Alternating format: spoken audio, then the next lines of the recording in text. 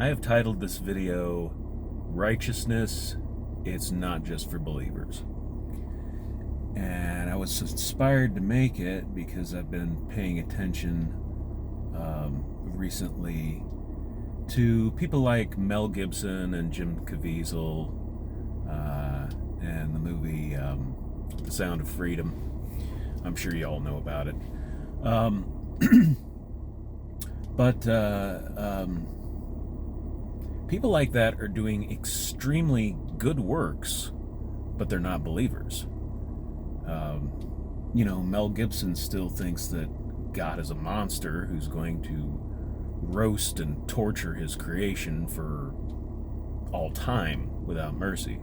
So he's doing good works, he just has no idea who God is.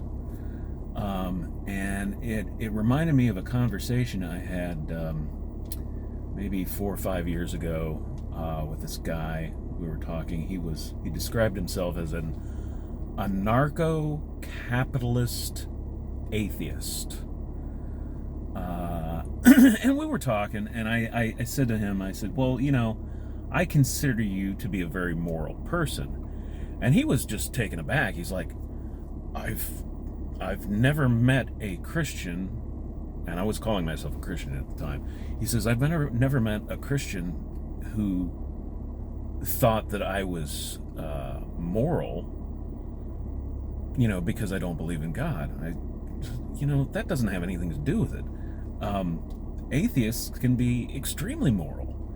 They just don't acknowledge that their morals come from God.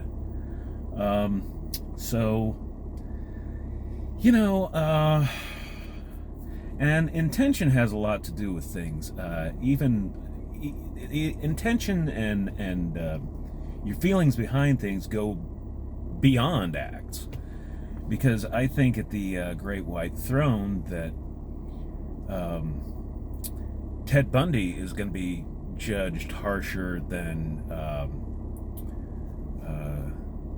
Jeffrey Dahmer. Because Jeffrey Dahmer had, if you've seen the interviews with him, he had genuine remorse. He did not like what he did. He had this overwhelming compulsion to do it, but he knew it was wrong. He didn't like doing it. He didn't understand why he was doing it. Whereas Ted Bundy, well, he liked it. So I think Ted Bundy is going to be judged more harshly for that. But in the end, the advice that I can give to somebody who is not a believer is just be kind. Okay?